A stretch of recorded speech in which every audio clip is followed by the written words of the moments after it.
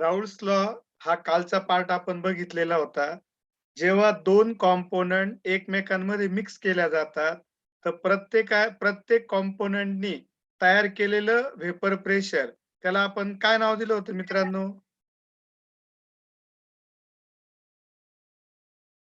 ज्या वेळेस दोन कॉम्पोनंट दोन्ही व्होलॅटाईल आहे, एकमेकांमध्ये मिक्स केलं, तर प्रत्येकाने प्रत्येकाचं व्हेपर प्रेशर क्रिएट केलं. तर त्या व्हेपर प्रेशरला काय नाव दिलं आपण? Partial vapour pressure. Okay, partial vapour pressure correct आहे. काय नाव दिलं होतं? Partial vapour pressure. आणि सांगा बरं, आपण एक्झाम्पल घेतलं होतं, एक पेट्रोल होतं आणि एक वॉटर. तर पेट्रोल करता पार्शियल व्हेपर प्रेशर किती होतं मित्रांनो?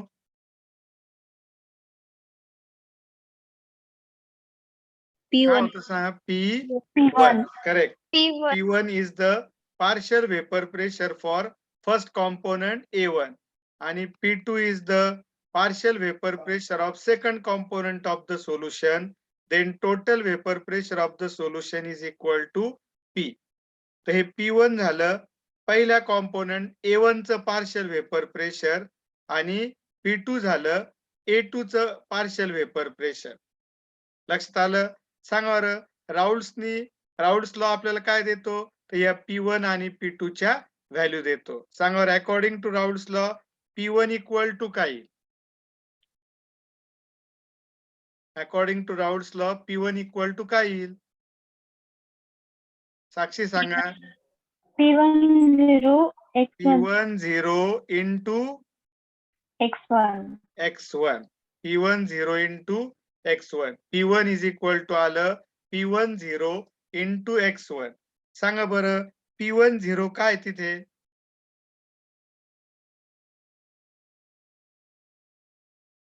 Vapour pressure of the component in pure state. सांगा P10 काय आहे? Vapour pressure of first component in pure state. आणि X1 काय आहे?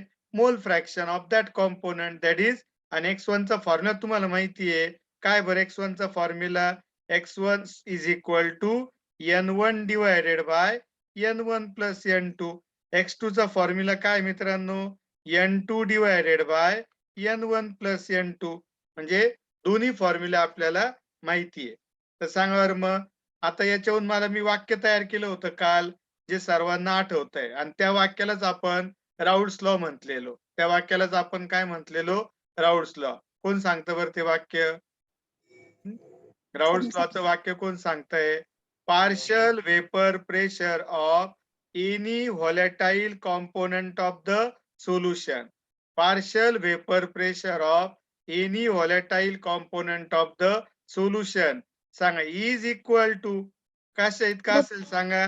Is equal to product of vapor pressure of that component in pure state and mole fraction of that component in the solution. म्हणजे सांगा आता P1 हे पेट्रोलचं partial vapour pressure आहे. म्हणजे कधीच? ज्या वेळेस पेट्रोल आणि वॉटर एकत्र केलं तेव्हाच. आणि P10 हे कधीचं वेपर प्रेशर आहे? तर पेट्रोल एकटा असतानाच, म्हणजे प्युअर असतानाच. आणि X1 हे सोल्युशन मध्ये त्याचं मोल फ्रॅक्शन आहे. मोल फ्रॅक्शन म्हणजे त्याची क्वांटिटी आहे. कशामध्ये असणारी? सोल्युशन मध्ये असणारी. आणि हे वाक्य झालं राऊल्स लॉचं. तर आता काही सोल्युशन राऊल्स लॉ फॉलो करतात. म्हणजे समजा तुम्ही त्या सोल्युशन्स करता हे फॉर्म्युले वापरले तर चालतात आणि व्हॅल्यू पण बरोबर येतात. पण काही सोल्युशन हे राऊल्स लॉ फॉलो करत नाही. तर जे सोल्युशन राऊल्स लॉ फॉलो करतात त्या सोल्युशन्सला म्हणतात मित्रांनो आयडियल सोल्युशन. आणि जे सोल्युशन राऊल्स लॉ फॉलो करत नाही त्यांना म्हणतात नॉन आयडियल सोल्युशन. बघा, the solution which obeys the Raoult's law, the solution which obeys the Raoult's law are called ideal solution. काय नाव द्यायचंय त्याला? आयडियल. बघा, the solution which obeys the Raoult's law. काय आलं बघा इथं? The solution which obeys the Raoult's law over entire range of concentration. म्हणजे त्यांच्या कोणत्याही कॉन्सन्ट्रेशनला ते काय फॉलो करतात? They follows the Raoult's law are called और इज कॉल्ड आयडियल सोल्युशन. त्याला नाव द्यायचं आहे आयडियल सोल्युशन. बघा, the solution which obeys the Raoult's law. जे आता आपण राऊल्स लॉ बघितला, P1 equal to P1 0 into X1, नंतर P2 equal to P2 0 into X2, हा राऊल्स लॉ आहे. हे दोन्ही पण राऊल्स लॉचे फॉर्म्युले. मग हे जे फॉर्म्युले राऊल्स लॉचे म्हणजेच राऊल्स लॉ फॉलो करणारे जे सोल्युशन्स आहे, त्या सोल्युशन्सला काय म्हणतात मित्रांनो? Ideal solution. काय नाव द्यायचंय? Ideal solution. And if a solution does not obey Raoult's law, जे सोल्युशन राऊल्स लॉ फॉलो करणार नाहीये, त्या सोल्युशन्सला म्हणायचं नॉन आयडियल सोल्युशन. बघा, if solution does not obey Raoult's law, then the solution is called non-ideal solution. And if the solution obeys Raoult's law, it is called ideal solution. म्हणजे Raoult's law follow केल्या गेला तर ideal solution, आणि Raoult's law follow नाही केल्या गेला तर non ideal solution. मग आता आयडियल सोल्युशन आणि नॉन आयडियल सोल्युशन यांच्या काही प्रॉपर्टीज आपल्याला इथं बघायच्या आहे. तर त्या प्रॉपर्टीजचा आपण इथे विचार करू. बघा, आयडियल सोल्युशन आणि नॉन आयडियल सोल्युशन दोघांमधले डिस्टिंग्विशिंग पॉइंट्स आपण घेतोय. The solution which obeys the Raoult's law. बघा, the solution which obeys the Raoult's law over the entire range of concentration is called ideal solution. The solution which obeys the Raoult's law over the entire range of concentration म्हणजे पूर्ण कोणत्याही कॉन्सन्ट्रेशनला is called ideal solution. आणि non ideal solution मध्ये काय येईल? If a solution does not obey Raoult's law, जर एखादं सोल्युशन राऊल्स लॉ फॉलो करत नाहीये, then the solution is called non ideal solution. त्यावेळेस त्या सोल्युशनला काय म्हणायचंय मित्रांनो? नॉन आयडियल सोल्युशन, जे राऊल्स लॉ फॉलो करत नाही. आता राऊल्स लॉ फॉलो न करणारे जे सोल्युशन आहे म्हणजे नॉन आयडियल सोल्युशन, ते दोन प्रकारचे बदल दाखवतात. म्हणजे दोन पद्धतीने. म्हणजे काय सांगा, की एखाद्या विद्यार्थ्याला सांगितलं की 4 तास अभ्यास करायचा. मग एखादा विद्यार्थी तो बरोबर 4 तास अभ्यास करतोय, म्हणजे तो सांगितलेली गोष्ट फॉलो करतोय, आणि बाकीचे विद्यार्थी आहे ते नाही फॉलो करत आहे. पण मग त्यात दोन प्रकारे असू शकतात, की एक 4 तासापेक्षा जास्त का अभ्यास करतोय, ते पण डेव्हिएशनच आहे. सांगितलं 4 तास होतं, त्यांनी 5 तास केला. आणि एखादा कमी अभ्यास करतोय, ते पण डेव्हिएशनच आहे, 3च तास केला. तसं जे सोल्युशन राऊल्स लॉ फॉलो करत नाही, ते दोन प्रकारचे डेव्हिएशन दाखवतात. ते दोन प्रकारचे डेव्हिएशन दाखवतात. बघा कसं, समजा मी राऊल्स लॉचा वापर केला आणि P1 ची व्हॅल्यू शोधली. P1 0 इंटू X1 आलं, आणि P2 ची व्हॅल्यू शोधली, ते आलं P2 0 इंटू X2. मग सोल्युशनचं वेपर प्रेशर शोधलं, ते काय आलं सांगा? P1 plus P2. मग समजा हे मी सॉल्व्ह केलं, सगळे फॉर्म्युले वापरले आणि सॉल्व्ह केलं, आणि राऊल्स लॉचे फॉर्म्युले वापरून सोल्युशनचं वेपर प्रेशर आलं समजा 50. बघा, आता लक्षात घ्या, सोल्युशनचं वेपर प्रेशर किती आलं? 50 आलं. पण मग ज्या वेळेस आता मी हा सांगा बरं, कोणता लॉ वापरून शोधलं? राऊल्स लॉ वापरून. राऊल्स लॉचे फॉर्म्युले वापरून मी वेपर प्रेशर शोधलं. नंतर मी त्याच सोल्युशनचं वेपर प्रेशर प्रॅक्टिकली शोधलं. प्रॅक्टिकलीचा अर्थ काय होतो? एक्सपेरिमेंट करू. आणि परत ती व्हॅल्यू शोधली P ची, तर ती आली 60. सांगा, राऊल्स लॉ नुसार व्हॅल्यू किती आली होती? 50. आणि एक्सपेरिमेंटली म्हणजे राऊल्स लॉचे फॉर्म्युले वापरून व्हॅल्यू किती आली? 50 आली. आणि नंतर मी एक्सपेरिमेंटली शोधल्यावर व्हॅल्यू किती आली? 60. म्हणजे सांगा बरं काय झालं? तर राऊल्स लॉनी सांगितल्यापेक्षा सोल्युशनचं वेपर प्रेशर जास्त येत असेल, तर त्यावेळेस त्याला म्हणतात पॉझिटिव्ह डेव्हिएशन. काय म्हणतात सांगा? Positive deviation. म्हणजे जर राऊल्स लॉचे फॉर्म्युले वापरले तुम्ही आणि सोल्युशनचं वेपर प्रेशर शोधलं P, जे P1 प्लस P2 असेल, राऊल्स लॉचे फॉर्म्युला वापरून ते 50 आलं, आणि नंतर मग तुम्ही त्या सोल्युशनचं वेपर प्रेशर एक्सपेरिमेंटली शोधलं आणि ते मात्र 60 आलं. म्हणजे सांगा बरं, सांगितल्यापेक्षा राऊल्स लॉनी सांगितल्यापेक्षा जास्त आलं, तर त्यावेळेस त्याला म्हणायचं पॉझिटिव्ह डेव्हिएशन. आणि समजा एखादं सोल्युशन आहे त्याचं राऊल्स लॉचा वापर करून तुम्ही वेपर प्रेशर शोधलं आणि ते समजा 50 आलं आणि नंतर मग तुम्ही एक्सपेरिमेंटली शोधलं ते आलं 30. सांगा राऊल्स लॉ नुसार किती वेपर प्रेशर यायला पाहिजे होतं? राऊल्स लॉचे फॉर्म्युले वापरून किती वेपर प्रेशर आलं होतं? 50. 50 आलं होतं. पण प्रॅक्टिकली म्हणजे एक्सपेरिमेंटली चेक केलं तुम्ही लॅब मध्ये तेव्हा वेपर प्रेशर किती आलं? 60. पहिल्या वेळेस 60 आलं. ते झालं पॉझिटिव्ह डेव्हिएशन. पण आता मी दुसरी कंडिशन घेतोय. सांगा दुसऱ्या वेळेस किती आलं? 30. 30. दुसऱ्या वेळेस किती आलं? 30. म्हणजे सांगा राऊल्सनी सांगितल्यापेक्षा जास्त आलं का कमी आलं? कमी. कमी. तर कमीचं आलं तर त्याला म्हणतात निगेटिव्ह डेव्हिएशन. काय म्हणायचं? Negative deviation. डेव्हिएशनचा अर्थ होतो एखाद्या गोष्टीपासून दूर जाणे. आता इथं सांगा बरं या सोल्युशन राऊल्स लॉ नुसार 50 वेपर प्रेशर यायला पाहिलं होतं पण ते 30 आलं म्हणजे ते काय झालं राऊल्स लॉ पासून दूर गेलं. मग याला म्हणतात निगेटिव्ह डेव्हिएशन. आणि जर एखादं सोल्युशन वेपर प्रेशर राऊल्सनी सांगितल्यापेक्षा जास्त येतंय तर त्याला म्हणतात पॉझिटिव्ह डेव्हिएशन. मग आणि जे सोल्युशन राऊल्स लॉ फॉलो करत नाही मग त्यांच्या व्हॅल्यू राऊल्स लॉनी सांगितल्यापेक्षा वेगळ्या येतात त्यांना म्हणतात नॉन आयडियल सोल्युशन. म्हणजे कसं सांगा आता एखादं आयडियल सोल्युशन कसं आहे बघा. समजा राऊल्स लॉचे जे फॉर्म्युले ते मी वापरले सोल्युशनचं वेपर प्रेशर चेक केलं 50 आलं आणि प्रॅक्टिकली पण चेक केलं तरी 50च आलं. मग ते झालं आयडियल सोल्युशन. ते काय झालं? आयडियल. आणि नंतर मी राऊल्स लॉचे फॉर्म्युले वापरून सोल्युशनचं वेपर प्रेशर शोधलं 50 आलं आणि नंतर मग प्रॅक्टिकली चेक केलं 60 आलं किंवा 30 आलं ते झालं नॉन आयडियल सोल्युशन. म्हणजे लॉ फॉलो न करणार. पण लॉ फॉलो न करण्याच्या किती पद्धती मित्रांनो आपल्याकडे? सांगा लॉ फॉलो न करण्याच्या किती पद्धती आहे? 2 पद्धती आहे. एक कोणतं डेव्हिएशन?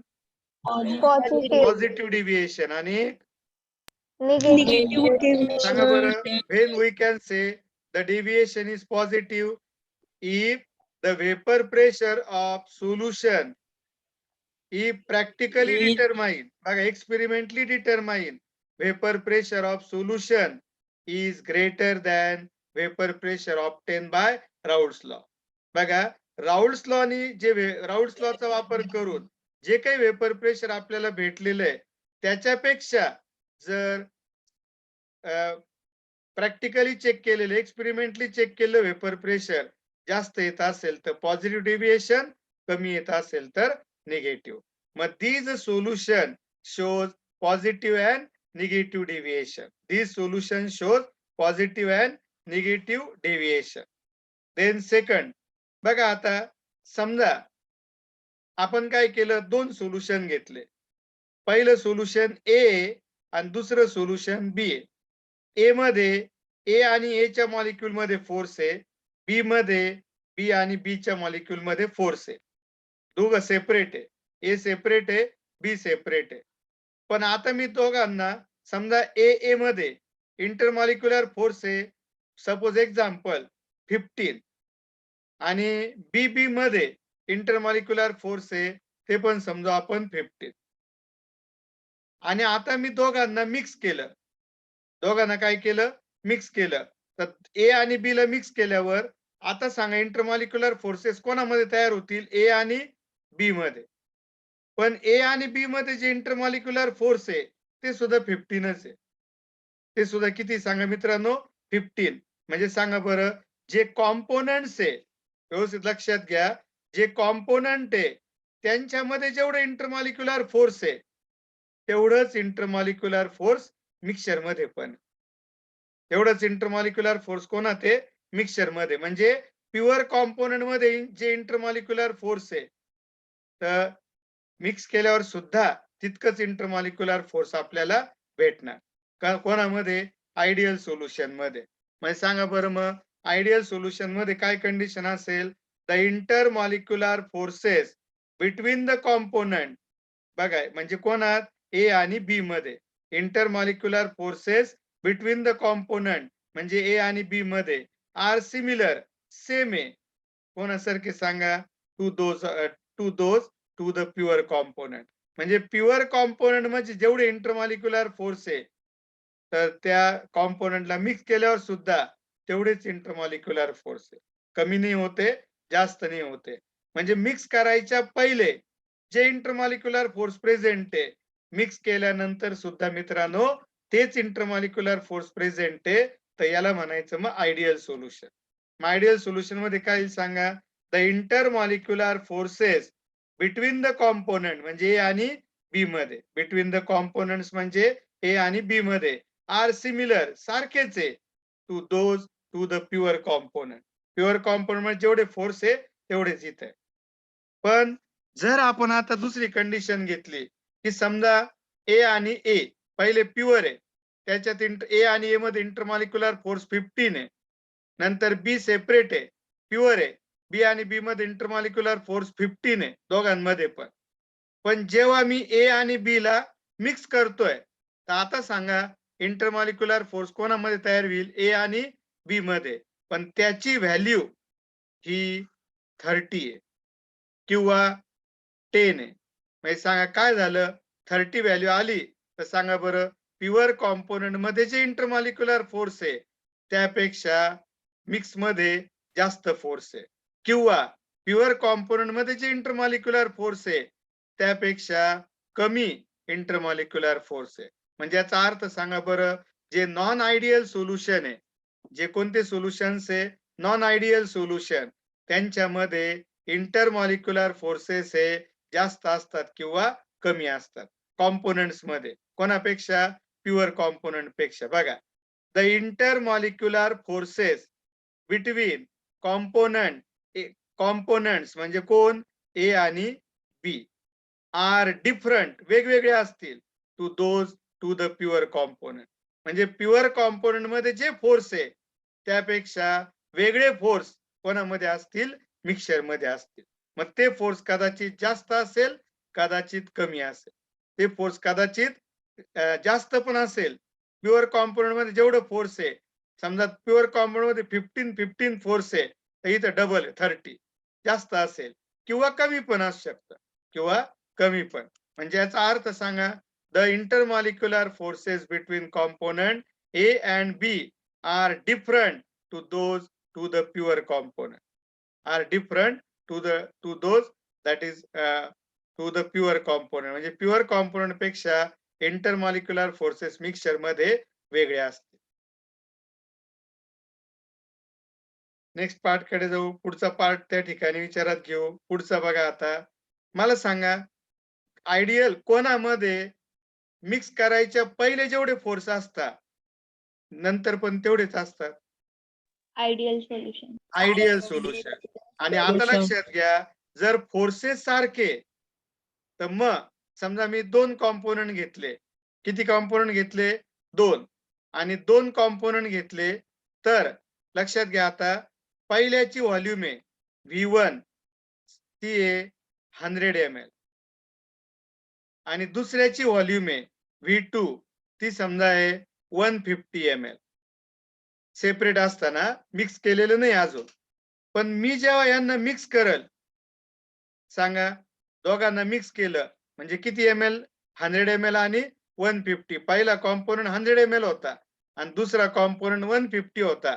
दोघांना मिक्स केलं सांगा फोर्सेस वाढले कमी झाले का तेवढेच राहिले.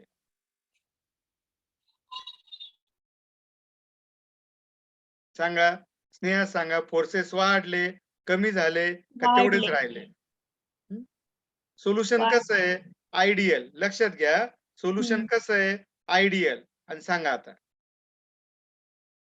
आयडियल सोल्युशन मध्ये कॉम्पोनंट मध्ये जे इंटरमॉलिक्युलर फोर्स आहे तर मिक्सचर मध्ये सुद्धा प्युअर कॉम्पोनंट मध्ये जे इंटरमॉलिक्युलर फोर्स आहे मिक्सचर मध्ये पण तेवढंच आहे. म्हणजे सांगा फोर्सेस वाढले इंटरमॉलिक्युलर फोर्स वाढले कमी झाले का तेवढेच राहिले. तेवढेच राहिले. तेवढेच तेवढेच असते. राहिले. आणि त्यामुळे तेवढेच राहील. लक्षात बरोबर आहे, तेवढेच राहिले. त्यामुळे सांगा दोघांना मिक्स केल्यावर जी टोटल व्हॉल्यूम येईल ती 250 ml येईल. सांगा व्हॉल्यूम वाढली, कमी झाली, काय झालं सांगा मिक्स केल्यावर? मिक्स करायच्या पहिले व्हॉल्यूम किती होती? 100 + 150 म्हणजे 250. आणि मिक्स केल्यावर पण व्हॉल्यूम किती आहे? 250. म्हणजे सांगा मिक्स केल्यानंतर सुद्धा व्हॉल्यूम मध्ये काही बदल होत नाही. आणि म्हणून आपण म्हणतो delta V mixture is equal to 0. म्हणजे याचा अर्थ काय? मिक्स केल्यानंतर सुद्धा व्हॉल्यूम मध्ये काही बदल झालेला नाहीये. कोण सांगतं बरं का बदल नाही होते? सांगा कोण सांगतं? दोन्ही कॉम्पोनंटला मी सेपरेट असताना दोघांची मिळून जी व्हॉल्यूम होती मिक्स केल्यावर पण तेवढीच व्हॉल्यूम राहते का बरं? कोण सांगतंय? सांगा पटकन. मला सांगा इंटरमॉलिक्युलर फोर्सेस मिक्स करायच्या पहिले जेवढे होते मिक्स केल्यावर पण काय होत आहे? वाढताय, कमी होत आहे का तेवढेच राहत आहे?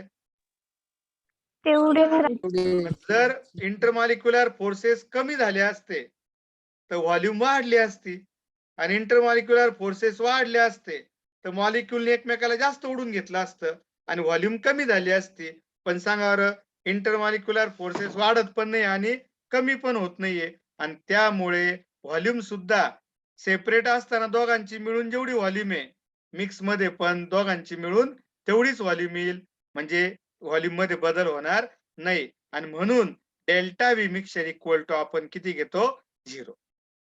त्याच प्रकारे डेल्टा एच, एच म्हणजे एन्थाल्पी, म्हणजे मिक्सचर म्हणजे दोघांना मिक्स केल्यावर जो एन्थाल्पी म्हणजे एनर्जी मध्ये होणारा बदल आहे तो पण 0 आहे. का बरं? कारण फोर्सेस वाढले पण नाही आणि कमी पण नाही झाले. म्हणून एनर्जी तेवढीच राहिली, एनर्जी मध्ये बदल झाला नाही. Energy remains as it is. Delta H mixture म्हणजे चेंज इन एन्थाल्पी, डेल्टा म्हणजे change in enthalpy is of mixture is equal to 0. आणि सांगा बरं आता जे नॉन आयडियल सोल्युशन आहे बघा, आता मी एक्झाम्पल इथे घेतोय नॉन आयडियल सोल्युशन. समजा पहिलं कॉम्पोनंट आहे प्युअर असताना त्याची व्हॉल्यूम 100 ml आहे. दुसरा कॉम्पोनंट आहे V2 प्युअर असताना त्याची व्हॉल्यूम 150 आहे.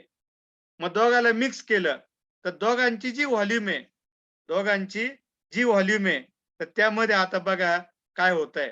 दोघांची जी व्हॉल्यूम आहे त्यामध्ये ती व्हॉल्यूम येते फॉर एक्झाम्पल 300. बघा आता व्यवस्थित लक्षात घ्या व्हॉल्यूम किती येते? 300. सांगा बरं म्हणजे काय झालं?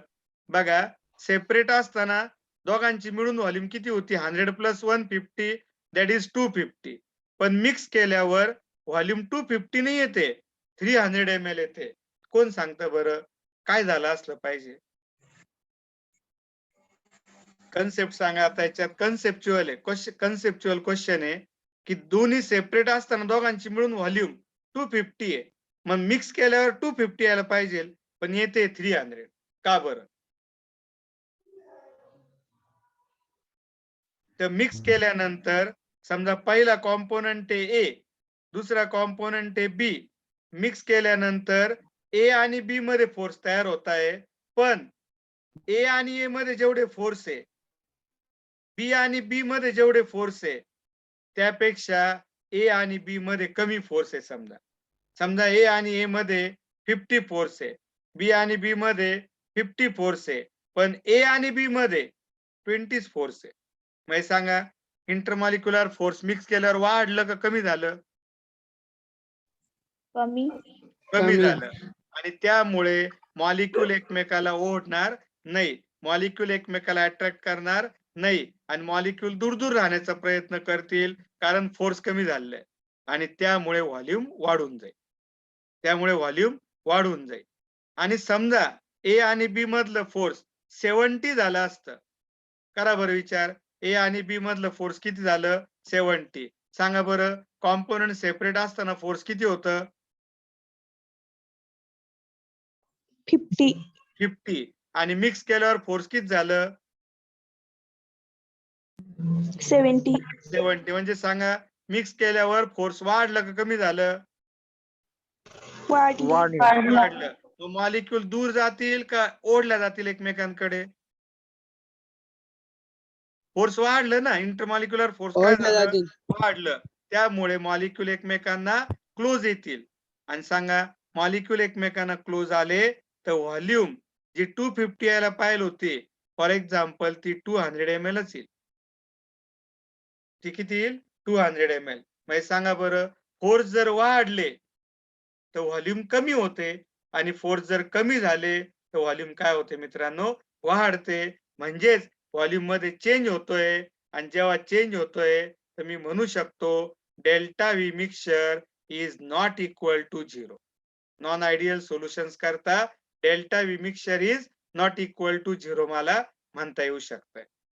त्यानंतर डेल्टा एच मिक्सचर सांगा एकतर फोर्सेस कमी होत आहे नाहीतर वाढताय आणि त्यामुळे एनर्जी सुद्धा बदलणार आणि एच म्हणजे एन्थाल्पी आणि एन्थाल्पीला दुसरं नाव दिलं जातं एनर्जी.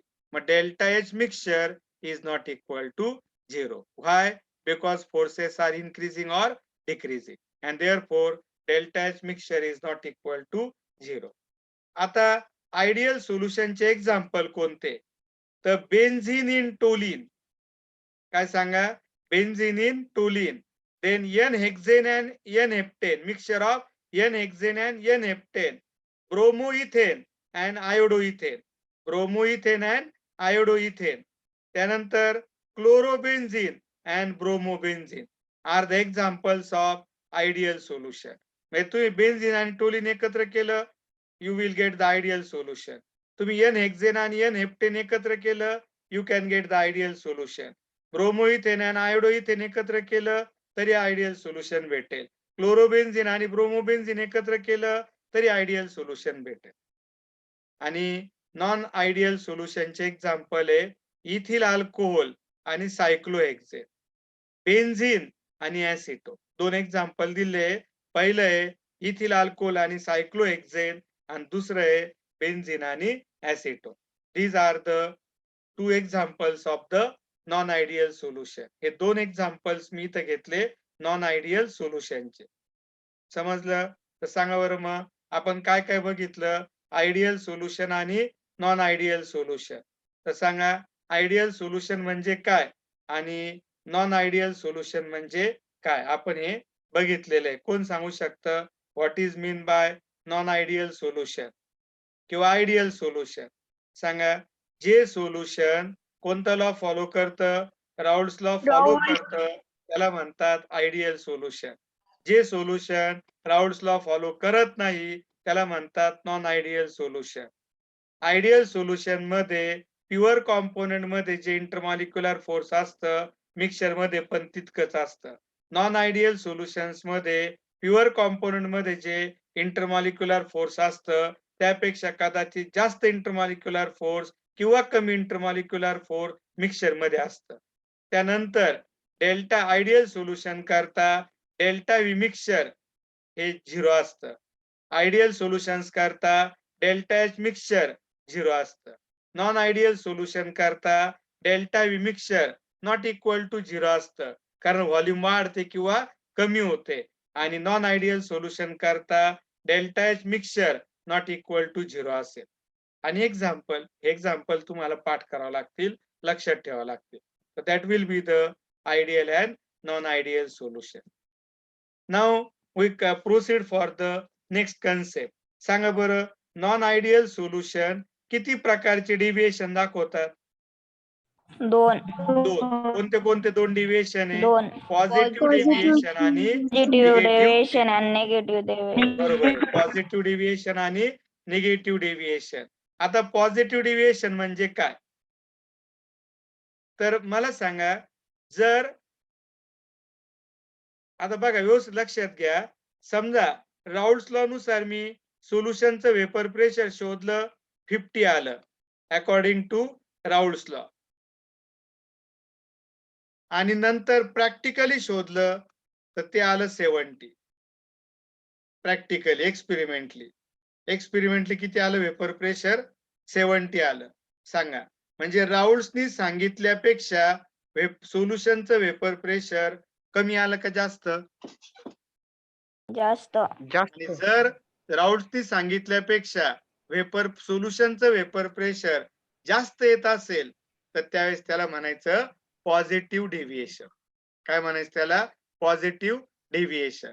मला सांगा बरं, म्हणजे राऊल्सनी सांगितल्यापेक्षा जर प्रॅक्टिकली व्हॅल्यू जास्त येत असेल तर सांगा सोल्युशन अपेक्षेपेक्षा कमी वेपर तयार करतंय का जास्त? जास्त. जास्त. का बरं? कारण वेपर प्रेशर जास्त येत आहे. त्याच्याहून तुम्ही सांगा बरं मग इंटरमॉलिक्युलर फोर्स प्युअर कॉम्पोनंट पेक्षा सोल्युशन मध्ये कसं येईल?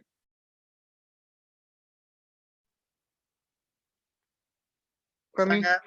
ए मध्ये जे फोर्स आहे, बी मध्ये जे फोर्स आहे, सांगा. हे समजा 50 आहे. ए मध्ये 50 आहे, बी मध्ये 50 आहे. तर ए आणि बी मध्ये फोर्स किती राहील? तुमच्या अंदाजाने सांगा. काहीतरी व्हॅल्यू सांगा. 120. 120. अजून 50. 150. सांगा. ए मध्ये 50 फोर्स होतं, बी मध्ये 50 फोर्स आहे. तर ए आणि बी ह्या व्हॅल्यून सांगा. तुम्हाला मी हिंट देतोय. ह्या व्हॅल्यून सांगा. हे 50 राऊल्स लॉनी सांगितल्यानुसार 50 आहे. म्हणजे याचा अर्थ कमी वेपर तयार होत आहे. पण प्रॅक्टिकली मात्र खरोखर बघितलं तर जास्त वेपर तयार होत आहे. आणि त्याहून सांगा मग ए आणि बी मध्ये वेपर प्रेशर किती राहील? 120. नाही, 120 बिलकुल नाही. 70. नाही 140. नाही. तर ए आणि बी मध्ये वेपर प्रेशर यांच्यात जेवढं वेपर प्रेशर आहे त्यापेक्षा कमी राहील. For example 30. का बरं? बघा आता का बरं, कशाहून सांगितलं मी? जर ए आणि बी मध्ये इंटरमॉलिक्युलर फोर्स कमी झालं, ए आणि बी मध्ये जे फोर्स इंटरमॉलिक्युलर फोर्स ते कमी झालं तर सांगा ए आणि बी मधलं बाइंडिंग कमी होईल का वाढेल? कमी. कमी होईल. आणि ए आणि बी मधलं बाइंडिंग कमी झालं तर सांगा बरं, बी ला जर वेपर तयार करायचे असतील तर ते जास्त तयार करू शकेल. ए ला जास्त वेपर तयार करता येतील, बी ला पण. का बरं? कारण त्यांच्यातलं बाइंडिंग कमी झालेलं आहे आणि त्यामुळे वेपरचं फॉर्मेशन वाढेल आणि वेपर प्रेशर वाढेल. कळालं का? मग सांगा बरं, कधी लक्षात ठेवा की जेव्हा थेरॉटिकल पेक्षा प्रॅक्टिकल वेपर प्रेशर जास्त येतंय, याचा अर्थ सांगा मॉलिक्यूल मधलं बाइंडिंग वाढते का कमी होतंय? वाढतंय. कसं काय बेटा? कमी होतंय. कमी कमी होतंय. कमी होईल ना. ए आणि बी मधलं बाइंडिंग कमी झालं तरच ए आणि बी जास्त वेपर तयार करतील आणि वेपर प्रेशर अपेक्षेपेक्षा वाढून जाईल. मग सांगा काय कंडिशन आहे? जर ए आणि बी मधलं फोर्सेस हे लेस असतील कोणापेक्षा? ए पेक्षा आणि बी पेक्षा, तर त्याला पॉझिटिव्ह डिव्हिएशन म्हणतात. का बरं? जर ए आणि बी मधले फोर्सेस बघा due to weaker forces in A and B काय होईल? सांगा. फोर्सेस वीक झाल्यामुळे वेपर प्रेशरच्या बाबतीत सांगा वेपर प्रेशर कमी होईल का वाढून जाईल?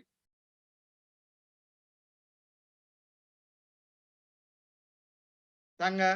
ए आणि बी मधलं फोर्स आहे ए पेक्षा आणि बी पेक्षा कमी झालेलं आहे. तर त्या कमी फोर्स मुळे वेपर प्रेशरच्या बाबतीत काय होईल? वेपर प्रेशर वाढेल का कमी होईल? कमी होईल. वाढेल. वाढेल. वाढेल. का बरं सांगा? कारण मला वाढेल. सांगा मिक्सचर मध्ये ए आणि बी Binding. एकत्र आहे आणि त्यांच्यातलं फोर्स कमी झालेलं आहे. फोर्स कमी झालं म्हणजे त्यांच्यातलं बाइंडिंग कमी झालं.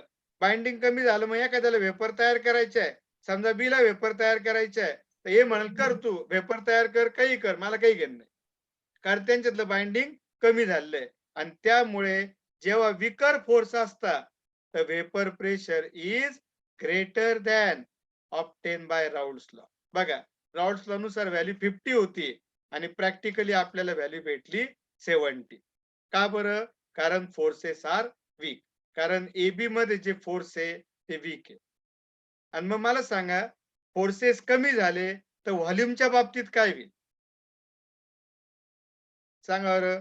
जसं पहिल्यांदा ए ची व्हॉल्यूम कॉम्पोनंट A1 ची व्हॉल्यूम ए ची व्हॉल्यूम होती 100, बी ची व्हॉल्यूम होती 150. तर सांगा एकत्रितपणे किती यायला पाहिजे होती 250. तर सांगा इथं किती येईल? नाही लक्षात येते का? मला सांगा फोर्सेस वाढले का कमी झाले? कमी. कमी. मग आता कमी झाल्यामुळे मॉलिक्यूल एकमेकांच्या जवळ राहतील का थोडे दूर जातील? जवळ. दूर जातील. दूर जाते. तुमचे कोणावर तरी भांडणं झाले? जातील. हं? सांगा बरं मॉलिक्यूल एकमेकांच्या जवळ राहतील का दूर जातील? दूर जाते. दूर जातील. का बरं? ते म्हणतील आमच्यात काही एवढं बाइंडिंग नाही आता. फोर्सेसच कमी झाले ना. आणि सांगा दूर गेल्यामुळे व्हॉल्यूम वाढल का कमी होईल? वाढेल. मला सांगा मॉलिक्यूल दूर दूर गेले. बघा बरं पहिले त्यांच्यातलं फोर्स होतं 50, मॉलिक्यूल इथं होते. आता त्यांच्यातलं फोर्स आहे 30, मॉलिक्यूल दूर गेले. दूर गेल्यावर सांगा व्हॉल्यूम कमी होईल का? नाही. मग काय होईल सांगा? व्हॉल्यूम वाढेल. आणि त्यामुळे delta V mixture is positive. मित्रांनो आपण आहे ना डायरेक्ट पाठ नाही करत आहे, समजून घेतोय. थोडं डिफिकल्ट जातंय पण कन्सेप्ट लेवलला आपण काम करणं गरजेचं आहे. मी असं म्हणू शकतो की यांच्याकरता डेल्टा व्ही मिक्सचर पॉझिटिव्ह असतं. झालं. मग तुम्हाला वाटेल हा सोपं आहे, काही अवघड नाहीये. पण नेमकी कन्सेप्ट काय त्याच्या मागे त्याचा आपल्याला विचार करणं गरजेचं आहे. आणि त्यामुळे तो विचार आपण करतोय. तर सांगा काय होतंय? तर ह्या ठिकाणी व्हॉल्यूम जी आहे ती वाढणार आहे. व्हॉल्यूम काय होणार आहे? वाढणार आहे. Volume get increase and therefore delta V mixture is positive. Delta V mixture कसा असेल? पॉझिटिव्ह. आता मला सांगा जर मॉलिक्यूल मधलं फोर्स जर कमी झालं, मॉलिक्यूल मधलं फोर्स काय झालं? कमी झालं, तर बॉइलिंग पॉइंट सुद्धा कमी होईल. का बरं?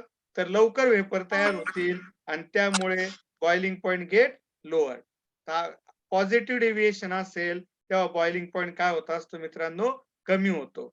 Boiling point of such solutions get lower. अशा सोल्युशनचा बॉइलिंग पॉइंट हा कमी होतो, which shows the positive deviation. आणि निगेटिव्ह डेव्हिएशनचा जर विचार केला, निगेटिव्ह डेव्हिएशन तर कधी असतं? निगेटिव्ह डेव्हिएशन कधी असतं? जेव्हा ए मधलं फोर्स बी मधलं फोर्स यांच्यापेक्षा ए बी मधलं फोर्स जास्त असतं. आता सिक्वेन्स लक्षात घ्या. काय कंडिशन आहे बघा. तर आता बघा इथं ह्या केस मध्ये निगेटिव्ह डेव्हिएशन कधी म्हणायचं? निगेटिव्ह डेव्हिएशन कधी म्हणायचं? समजा मी एखाद्या सोल्युशनचं वेपर प्रेशर शोधलं राऊल्स लॉचा वापर करून, ते आलं 50 आणि प्रॅक्टिकली चेक केलं तर ते आलं 30. हे कसं आहे सांगा? एक्सपेरिमेंटली किती आलं? 30 आणि राऊल्स लॉचा वापर करून किती आलं? 50. सांगा बरं वेपर प्रेशर वाढलं का कमी झालं? कमी झालं. कमी झालं. कमी झालं. काय झालं? काय झालं? कमी झालं. कमी झालं. काय झालं? कमी झालं. बरोबर. तर मला सांगा वेपर प्रेशर जेव्हा कमी होईल तेव्हा त्याला म्हणायचं निगेटिव्ह डेव्हिएशन. तेव्हा त्याला काय म्हणायचं मित्रांनो? Negative deviation. का बरं? मला सांगा सिंपल लॉजिक आहे की समजा तुम्ही पेपर झाल्यानंतर तुम्ही पेपर चेक केला घरच्या घरी आणि मार्क सांगितले की मला 70 मार्क पडणार. थेरॉटिकली तुम्ही चेक केलं 70 मार्क पडणार आणि रिझल्ट लागला आणि तुम्हाला पडले 90 मार्क. सांगा हिशोब कितीचा होता? 70चा. मार्क किती पडले? 90. सांगा बरं कोणतं डेव्हिएशन झालं? Positive deviation. तसं सांगा तुम्ही हिशोब केला 70चा आणि मार्क पडले 40. निगेटिव्ह. सेम कंडिशन इथं आहे. बघा राऊल्सने सांगितल्यानुसार आपण चेक केलं तर वेपर प्रेशर आलं सोल्युशनचं 50 आणि प्रॅक्टिकली चेक केलं तर 30 आलं. मग सांगा वेपर प्रेशर वाढलं का कमी झालं? कमी झालं. आणि मग याला म्हणायचं निगेटिव्ह डेव्हिएशन. काय म्हणायचं सांगा? Negative deviation. आता मला सांगा निगेटिव्ह डेव्हिएशन आहे वेपर प्रेशर कमी होतंय का? तर ए आणि ए मध्ये जे फोर्स आहे समजा 50 आहे, बी मध्ये जे फोर्स आहे समजा 50 आहे, पण ए आणि बी ला मिक्स केल्यावर ए आणि बी मध्ये जे फोर्स आहे ते समजा आता समजू 120 आहे. काय झालं सांगा? इंडिव्हिज्युअल कॉम्पोनंट पेक्षा प्युअर कॉम्पोनंट पेक्षा सांगा मिक्सचर मधलं इंटरमॉलिक्युलर फोर्स सांगा वाढलं का कमी झालं? वाढलं. आता मला सांगा जर इंटरमॉलिक्युलर फोर्स वाढलं तर सांगा ए मध्ये जेवढं बाइंडिंग होतं बी मध्ये जेवढं बाइंडिंग होतं त्यापेक्षा ए बी मध्ये बाइंडिंग सांगा जास्त असेल का कमी असेल? जास्त जास्त असेल. मग जर आता बी ला वेपर तयार करायच्या म्हटल्या तर ए त्याला करू देणार नाही किंवा ए ला वेपर तयार करायच्या म्हटल्या तर बी तयार करू देणार नाही कारण त्यांच्यातलं बाइंडिंग स्ट्रॉंग आहे. त्यामुळे कोणी कोणाला सोडून जाऊ देणार नाही. आणि मग सांगा वेपर तयार करायचं प्रमाण वाढेल का कमी होईल? कमी होईल. आणि वेपर तयार करायचं प्रमाण कमी झालं तर वेपर प्रेशर सुद्धा कमी होईल. मग बघा आता due to stronger forces in AB मध्ये स्ट्रॉंग फोर्स आहे vapour pressure is less. Vapour pressure कमी आहे मित्रांनो कोणापेक्षा? Than obtain by Raoult's law. Raoult's law नुसार जे वेपर प्रेशर भेटणार आहे राऊल्स लॉ नुसार जे वेपर प्रेशर भेटणार आहे ते एवढं होतं पण प्रॅक्टिकली एवढं भेटलं जे कमी आहे. का बरं कमी आहे? कारण ए आणि बी मध्ये इंटरमॉलिक्युलर फोर्स स्ट्रॉंग आहे आणि त्यामुळे ते वेपर प्रेशर कमी झालंय. आता मित्रांनो सांगा बाइंडिंग वाढलं तर पहिले मॉलिक्यूल असे होते आता मॉलिक्यूल जवळ येतील आणि जवळ आल्यामुळे सांगा व्हॉल्यूम वाढेल का कमी होईल? कमी होईल. कमी होईल. आणि म्हणून डेल्टा व्ही मिक्सचर हे आता पॉझिटिव्ह नाही येणार तर कसं येईल? निगेटिव्ह. डेल्टा व्ही मिक्सचर कसं येईल सांगा मित्रांनो? निगेटिव्ह. आणि कंडिशन लक्षात घ्या वेपर प्रेशर कमी झाल्यामुळे वेपर तयार करायचं प्रमाण कमी झाल्यामुळे आता बॉइलिंग करण्याकरता सोल्युशनला जास्त तापवावं लागेल म्हणजेच बॉइलिंग पॉइंट काय होऊन जाईल? वाढून जाईल. मग बॉइलिंग पॉइंट ऑफ द सोल्युशनचा जो बॉइलिंग पॉइंट आहे सांगा तो काय झाला? It get increase. Boiling point of the solution get increase. सोल्युशनचा बॉइलिंग पॉइंट मित्रांनो वाढून जाईल. Boiling point of the solution get increase. तर ही कंडिशन आहे निगेटिव्ह डेव्हिएशन करता. सांगा पॉझिटिव्ह डेव्हिएशन मध्ये जेवढं वेपर प्रेशर अपेक्षित आहे त्यापेक्षा वेपर प्रेशर वाढतं. वेपर प्रेशर वाढतं आणि बाकी सगळं बघा आता वेपर प्रेशर वाढलं या ठिकाणी पण ए आणि बी मधले फोर्सेस कमी झाले. का बरं? फोर्सेस आणि वेपर प्रेशर यांच्यात इनवर्स प्रपोर्शन आहे हे लक्षात घ्या. Vapour pressure is inversely proportional to intermolecular forces. मग आता हे लक्षातच ठेवायचं. सांगा पॉझिटिव्ह डेव्हिएशन मध्ये वेपर प्रेशर वाढलं इंटरमॉलिक्युलर फोर्सेस कमी झाले व्हॉल्यूम वाढली बॉइलिंग पॉइंट कमी झालं. निगेटिव्ह डेव्हिएशन मध्ये वेपर प्रेशर कमी झालं इंटरमॉलिक्युलर फोर्सेस वाढले. वेपर प्रेशर कमी झालं इंटरमॉलिक्युलर फोर्सेस वाढले व्हॉल्यूम कमी झाली कारण फोर्सेस वाढलेले आणि बॉइलिंग पॉइंट वाढलं आणि बॉइलिंग पॉइंट वाढला तर that is the negative deviation. हे कोणतं डेव्हिएशन असेल मित्रांनो? Negative deviation. तर नेक्स्ट पार्ट कडे आपण त्या ठिकाणी जाऊ आणि पुढचे जे याच्याशी रिलेटेड काही एक्झाम्पल्स आपल्याला घ्यायचे. आता बघा इथं delta V mixture delta H mixture delta V mixture पण पॉझिटिव्ह आलं होतं डेल्टा एच मिक्सचर पण पॉझिटिव्ह आणि डेल्टा एच मिक्सचर इकडे निगेटिव्ह. नंतर जे डेव्हिएशन आहे बघा आता आपण पहिल्या पार्ट मध्ये कोणतं डेव्हिएशन घेतलं होतं? Positive deviation. तर लक्षात ठेवायला तुम्हाला कन्सेप्ट लक्षात ठेवायला सांगतोय. पॉझिटिव्ह डेव्हिएशन मध्ये डेल्टा व्ही मिक्सचर पॉझिटिव्ह असतं डेल्टा एच मिक्सचर पॉझिटिव्ह असतं. काही लक्षात येऊ नये तर न येऊ. निगेटिव्ह डेव्हिएशन मध्ये हे तर लिहा तुम्ही कधी पण निगेटिव्ह डेव्हिएशन मध्ये डेल्टा व्ही मिक्सचर निगेटिव्ह असतं डेल्टा एच मिक्सचर पण निगेटिव्ह असतं. बघा निगेटिव्ह डेव्हिएशन मध्ये डेल्टा व्ही मिक्सचर निगेटिव्ह आणि पुढे आपण जर गेलो तर डेल्टा एच मिक्सचर सुद्धा निगेटिव्ह असेल. डेल्टा एच मिक्सचर सुद्धा कसं असेल? निगेटिव्ह. बघा डेल्टा एच मिक्सचर निगेटिव्ह आणि इकडे डेल्टा एच मिक्सचर पॉझिटिव्ह. आता जे पॉझिटिव्ह डिव्हिएशन आहे ती एंडोथर्मिक प्रोसेस आहे. जेव्हा डेल्टा एच मिक्सचर पॉझिटिव्ह असतं ना मित्रांनो, कधी पण लक्षात ठेवा, जेव्हा डेल्टा एच पॉझिटिव्ह असतं, प्रोसेस इज एंडोथर्मिक. एनर्जी आत घेतल्या जाते, ओढल्या जाते, ऍब्झॉर्ब केल्या जाते. आणि जेव्हा डेल्टा एच मिक्सचर निगेटिव्ह असतं, निगेटिव्हचा अर्थ होतो एनर्जी रिलीज झाली आणि मग प्रोसेस इज एक्झो. एक्झो म्हणजे बाहेर, थर्म म्हणजे एनर्जी. म्हणजे सांगा पॉझिटिव्ह डिव्हिएशन मध्ये एनर्जी आत ओढल्या जाते आणि निगेटिव्ह डिव्हिएशन मध्ये एनर्जी बाहेर फेकल्या जाते. त्यानंतर हिटिंग इन्क्रीजेस सॉल्युबिलिटी. यांच्यामध्ये हे नाही लक्षात ठेवलं तरी चालेल, एवढे पॉइंट्स भरपूर झाले, पण तरी बघा ट्राय करा. हिटिंग इन्क्रीजेस सॉल्युबिलिटी इकडे येईल कारण एंडोथर्मिक प्रोसेस आहे आणि इकडे मात्र heating decreases Decreases. Solubility because it is exothermic process, कारण ती एक्झोथर्मिक आहे. आणि एक्झाम्पल तुम्हाला पाठ करावं लागते. बघा पॉझिटिव्ह डिव्हिएशनचा विचार केला तर इथिल अल्कोहोल आणि सायक्लोहेक्झेन, नंतर ऍसिटोन आणि कार्बन डायसल्फाइड, ऍसिटोन आणि ethyl alcohol, they shows the positive deviation. ते कोणते डिव्हिएशन दाखवत आहे? Positive deviation. आणि ऍसिटोन आणि क्लोरोफॉर्म, क्लोरोफॉर्म आणि नायट्रिक ऍसिड आणि ऍसिटोन आणि aniline, they shows the negative deviation. ते कोणतं डेव्हिएशन दाखवत आहे? Negative deviation. तर त्या ठिकाणी तुम्हाला हे सर्व गोष्टी लक्षात ठेवावं लागतील. दोनदा तीनदा वाचावं लागेल मित्रांनो, तेव्हाच हे पाठ होऊ शकतंय. ते आणि मी सांगितलेल्या कन्सेप्ट नुसार थोडं लक्षात ठेवण्याचा प्रयत्न करायचा आहे. पॉझिटिव्ह डेव्हिएशन आणि निगेटिव्ह डेव्हिएशन दोन प्रकारचे डेव्हिएशन या ठिकाणी आपण क्लिअर केलेले आहे आणि ते तुम्ही लक्षात घ्यायचे. ठीक आहे, तर आपण नेक्स्ट पार्ट कडे जाऊ आता. आणि ते झालं डेरिव्हेशनशी रिलेटेड एक पार्ट आपण आता इथं क्लिअर करतोय.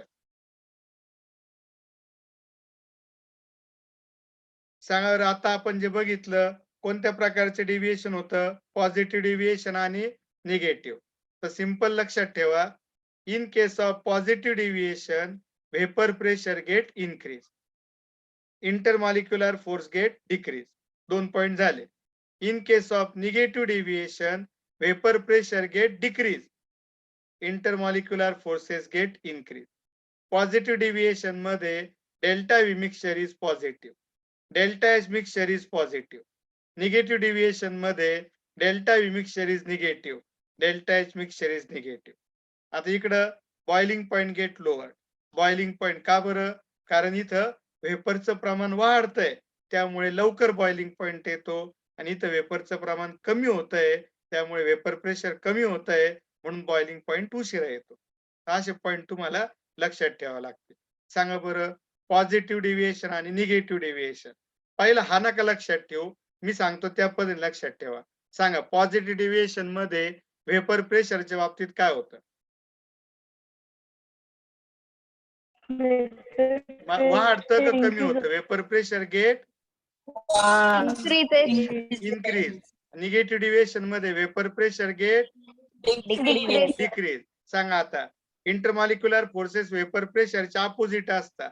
तर पॉझिटिव्ह डेव्हिएशन मध्ये vapour pressure get increase, therefore intermolecular forces get decrease. आणि इकडं इंटरमॉलिक्युलर फोर्स गेट इन्क्रीज. नंतर इकडे delta V mixture is positive, delta H mixture is positive. इकडे delta V mixture is negative, delta H mixture is negative. Boiling point is lowered, boiling point get increase.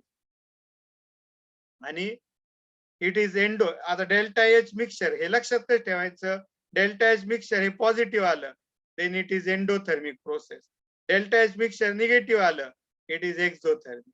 आणि heating increases the solubility because it is endothermic process and heating decreases the solubility because it is exothermic process. आणि example तुम्हाला पाठ करावं लागतील मित्रांनो. याच्यातले example एंट्रन्सला सुद्धा विचारल्या जातात. हे कोणतं एक्झाम्पल पॉझिटिव्ह डेव्हिएशनचं आहे, कोणतं एक्झाम्पल निगेटिव्ह डेव्हिएशनचं आहे, हे तुम्हाला ट्राय करावं लागेल, लक्षात ठेवावं लागेल. तर हा पार्ट इथं झाला पॉझिटिव्ह डेव्हिएशन आणि निगेटिव्ह डेव्हिएशन. तर नेक्स्ट पार्ट कडे आपण जाऊ. बघा आता आपल्याला माहितीये राऊल्स लॉ ऑलरेडी आपण बघितलेला आहे. राऊल्स लॉ आपण बघितलेला आहे.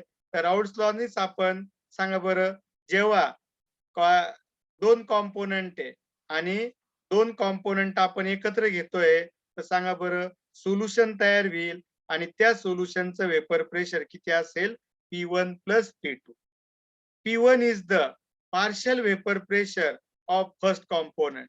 P2 is the partial vapor pressure of second component and P is the vapor pressure of the solution.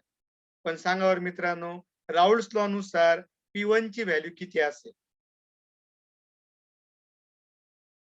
राऊल्स law नुसार P1 ची व्हॅल्यू किती असेल? P10 x1 P1 0 into x1 x1. सांगा P2 ची व्हॅल्यू किती असेल? P20 x2 P2 0 into x2. बरोबर आहे. हा, बरोबर आहे. मग P इक्वल टू आलं. P म्हणजे सांगा कोणाचं वेपर प्रेशर आहे? सोल्युशनचं. आणि सांगा बरं त्यातलं P1 पहिल्या कॉम्पोनंटचं, P2 दुसऱ्याचं. म्हणजे P1 is the partial vapour pressure of first component and P2 is the partial vapour pressure of second component. आणि राऊल्स लॉ नुसार मग P1 इक्वल टू आलं P1 0 into x1 आणि P2 इक्वल टू आलं P2 0 into x2. आता सांगा बरं मी असं समजतोय की मी काय केलं, पहिला कॉम्पोनंट शुगर घेतला आणि दुसरा पहिला कॉम्पोनंट मी वॉटर घेतलं. पहिला कॉम्पोनंट कोणता घेतला? वॉटर. पहिला कॉम्पोनंट घेतला वॉटर आणि दुसरा कॉम्पोनंट घेतला शुगर. सांगा बरं आता वॉटर कसा आहे? व्होलेटाईल. आणि शुगर कसा आहे? नॉन व्होलेटाईल. मग आता मला सांगा नॉन व्होलेटाईल आहे, शुगर जर नॉन व्होलेटाईल आहे तर त्याचं कॉन्ट्रीब्युशन किती येईल बरं वाफ तयार करण्यामध्ये? 0. का बरं सांगा? कारण तो नॉन व्होलेटाईल आहे. आपण हा जो फॉर्म्युला घेतलेला आहे हा अशा कॉम्पोनंट करता आहे जे दोन्ही व्होलेटाईल आहे. पण मी आता काय केलं, कॉम्पोनंट वॉटर घेतला व्होलेटाईल पण शुगर घेतलं दुसरं जे नॉन व्होलेटाईल आहे. आणि मग असं असेल तर सांगा बरं ह्या केसमध्ये आपल्याला काय घेता येईल? आपल्याला ह्या केसमध्ये व्हॅल्यू कशी घेता येईल? कोण सांगू शकतंय? P is equal to P1. पण सांगा P2 कोणाचं वेपर प्रेशर आहे? शुगरचं. पण शुगर कसं आहे? नॉन व्होलेटाईल. शुगर कसं आहे? नॉन व्होलेटाईल. मग सांगा बरं P ची व्हॅल्यू कोणा इतकी येईल? P1 प्लस किती येईल सांगा बरं? प्लस 0 एकदम correct. P is equal to P1 plus 0. सांगा हे 0 कोणा करताय? वॉटर करताय का शुगर करताय? शुगर करताय. मग P इक्वल टू P1 म्हणजेच P equal to P1 equal to सांगा बरं पण P1 ची व्हॅल्यू राऊल्स लॉ नुसार काय असते? P1 0 into x1. सांगा P इक्वल टू आलं P1 आणि P1 इक्वल टू तुम्हाला माहिती आहे मित्रांनो P1 0 into x1. मग आता मी पुढच्या स्टेप मध्ये P नाही घेणार आहे, P1च घेणार आहे फक्त. सांगा मग P1 इक्वल टू काय आलं बरं? P1 0 into x1. पण काल मी तुम्हाला सांगितलेलं आहे x1 plus x2 is equal to काय असतं? 1. Very good. x1 plus x2 equal to काय असतं? 1. मग मी x1 ची व्हॅल्यू शोधतो. कोणाची व्हॅल्यू शोधतो? x1 ची. मला इथं पुटअप करता येईल ती. सांगा x1 इक्वल टू काय येईल बरं मित्रांनो? 1 मायनस x2. बरोबर. काय येईल सांगा? 1 minus x2. x1 equal to काय येईल? 1 मायनस x2. ही व्हॅल्यू मी या वरच्या इक्वेशन मध्ये पुटअप करणार. ही व्हॅल्यू मी वरच्या इक्वेशन मध्ये काय करतो? पुटअप करतो. कोणा जागेवर व्हॅल्यू पुटअप करतो सांगा बरं मित्रांनो? Equal to P10 1 minus x1. बरोबर. म्हणजे कोणा जागेवर व्हॅल्यू पुटअप करतोय सांगा ना? x1 च्या जागेवर. कोणा जागेवर व्हॅल्यू पुटअप करतोय? x1 च्या. आणि ती व्हॅल्यू आहे 1 मायनस x2. ती व्हॅल्यू काय सांगा? 1 मायनस x2. तर सांगा मग पुढच्या स्टेप मध्ये मी घेतोय P1 is equal to P10 bracket मध्ये सांगा बरं तुम्ही P10 ब्रॅकेट मध्ये काय लिहू? 1 1 minus मायनस x2 काय लिहू सांगा? 1 मायनस x2. आता मी ब्रॅकेटला मल्टिप्लाय करतोय P10 ने. आता मी ब्रॅकेटला काय करतोय? मल्टिप्लाय करतोय P10 ने. मग सांगा बरं P1 इज इक्वल टू काय येईल बघा? P10 into 1 that is P10 minus सांगा काय येईल? P10 into x2. कळालं का? या P10 ने फक्त ब्रॅकेटला मल्टिप्लाय करायचं आहे. कोणी कळालं नाही असं म्हणायचं नाहीये, कारण ते काही न कळण्यासारखं काही नाही त्याच्यामध्ये. मग P1 इक्वल टू आलं P10 minus P10 into x2. आता मी काय करतो? हे जे मायनस आहे ना हे लेफ्ट साइडला नेतो. सांगा मायनस जर लेफ्ट साइडला नेलं तर ते काय होईल? प्लस होईल. मायनसचं काय होऊन जाईल? प्लस. मग बघा आता काय कंडिशन येते. मी पुढचा पार्ट इथं लिहितोय. पुढचा पार्ट इथं लिहितोय. हे जे मायनस आहे हे मी इकडं प्लसला नेतोय. म्हणजे P10 into x2 is equal to. आता हे P10 जस तसं लिहितोय P10 आणि सांगा इकडचं जे P1 आहे हे उरलेलं हे तिकडे नेल्यावर सांगा हे प्लस आहे तर तिकडे नेल्यावर काय होईल? मायनस. काय सांगा? मायनस P1 आणि मग सांगा बरं x2 असं लिहितोय आणि P10 डिवाइडला नेतो. P10 मायनस P1 आणि डिवाइडला नेतोय P10. तर सांगा आता हा एक फॉर्म्युला मला इथं भेटला ज्यामध्ये सांगा बरं मित्रांनो थोडं आठवा. P10 मायनस P1 म्हणजे लोअरिंग ऑफ वेपर प्रेशर आहे आणि डिवायडेड बाय P10 म्हणजे vapour pressure of pure component. सांगा हा एवढ्या पूर्ण पार्टला काय म्हणतात? Relative lowering of vapour pressure. एकदम करेक्ट आहे. Relative lowering of vapour pressure. मग सांगा therefore x2 is equal to काय आलं बरं मित्रांनो? P10 minus P1 divided by P10. ठीक आहे. आणि मग याच्या ऐवजी मी काय लिहिणार? Relative lowering of vapour pressure. बघा याच्या ऐवजी मी काय लिहितोय? Relative lowering of vapour pressure.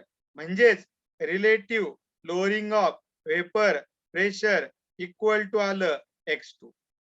आणि सांगा x2 हे कोणाचं मोल फ्रॅक्शन आहे? तर 1 लिटर सॉल्व्हंट करताय आणि 2 हे नंबर सोल्यूट करताय. मग x2 कोणाचं मोल फ्रॅक्शन येईल सांगा बरं मित्रांनो? सोल्यूटचं. मग काय आलं बरं? वाक्य काय येईल बरं? Relative lowering of vapour pressure is equal to mole fraction of the solute. पुन्हा एकदा बघा. Relative lowering of vapour pressure is equal to mole fraction of the solute. Relative lowering of vapour pressure is equal to काय आलं मित्रांनो? मोल fraction of the solute. ह्या पद्धतीने आपल्याला हा पार्ट लक्षात घ्यायचा आहे. सांगा याच्यात एक कॉम्पोनंट कसा घेतला मी? व्हॉलॅटाईल.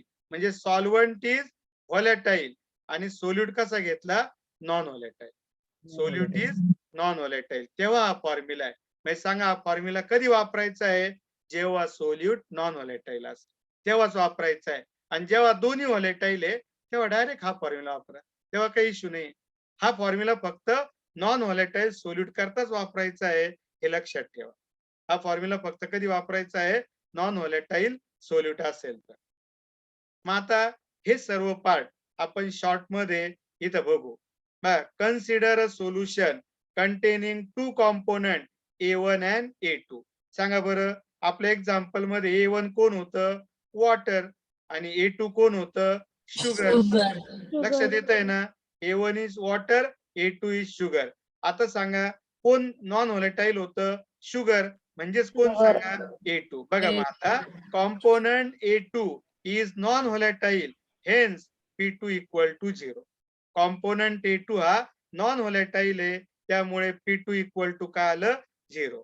Late x1 be the mole fraction of component A1 म्हणजे सॉल्व्हंटचं. A1 हा सॉल्व्हंट आहे आणि x2 be the mole fraction of the A2 which is the solute. A2 हा कोण आहे सांगा मित्रांनो, सोल्यूट. कळालं का? सांगा कॉम्पोनंट किती आहे, A1 A2. त्यापैकी कोण नॉन व्होलेटाईल आहे, A2. त्यामुळे त्याचं वेपर प्रेशर P2 किती येईल, 0. X1 is the mole fraction of A1, that is solvent. X2 is the mole fraction of the solute. आणि मग आता पुढचा पार्ट इथं आपण लक्षात घेऊ याच डेरिव्हेशनचा, जे ऑलरेडी सॉल्व्ह केले आपण. लाव. P1 0 is the vapor pressure of pure component A1. बघा, P1 0 is the vapor pressure of pure component A1. P2 0 is the vapor pressure of pure component A2. Now the total vapor pressure already मी तुम्हाला सांगितलेलं आहे. सांगा total vapor pressure P equal to असतं P1 plus P2. but सांगा बरं कोण 0 आहे मित्रांनो, P2. P2. मग P1 plus 0. आणि मग आता इथं आलं बघा P is equal to P1 plus 0. पण मग आता मला सांगा P1 plus 0 आहे, पण P1 ची व्हॅल्यू किती असते राऊल्स लॉ नुसार? 1. P1 ची व्हॅल्यू काय असते सांगा? P1 0 into X1. सांगा P1 ची व्हॅल्यू काय असते? P1 0 into X1. P1 0 into X1. मग पुढचे स्टेप तीच घेते बघा. P equal to P1 equal to P1 0 into X1. नंतर डेरिव्हेशनच्या सोयीनी मी हे नाही घेते, नाराज व्हायचं नाही, ते तिथंच आहे पण आपल्याला गरज नाही त्याची, म्हणून मी ते नाही घेते आणि एवढाच पार्ट पुढे कंटिन्यू करतोय. मग सांगा P1 इक्वल टू आलं P1 0 into X1. P1 equal to आलं P1 0 into X1. आणि मग आता मी पुढची स्टेप घेणार आणि पुढच्या स्टेप मध्ये मला माहिती आहे X1 plus X2 चा formula.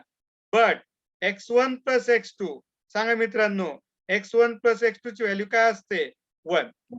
and therefore X1 equal to काय येईल, 1 minus X2. therefore सांगा X1 equal to काय येईल मित्रांनो, 1 minus X2. therefore ती व्हॅल्यू पुट अप करा. आपल्याकडे काय इक्वेशन होतं आता बघितलं होतं, P1 equal to होतं P1 0 into X1. पण X1 ची व्हॅल्यू काय आली आता, 1 minus X2. therefore P1 equal to P1 0 bracket मध्ये 1 minus X2. मग P1 0 ने ब्रॅकेटला मल्टिप्लाय करा. therefore P1 equal to P1 0 into 1 P1 0 minus P1 0 into X2. मग हे जे मायनस आहे हे इकडे जाऊ द्या, प्लस होईल, आणि हे प्लस आहे हे इकडे येऊ द्या, मायनस होईल.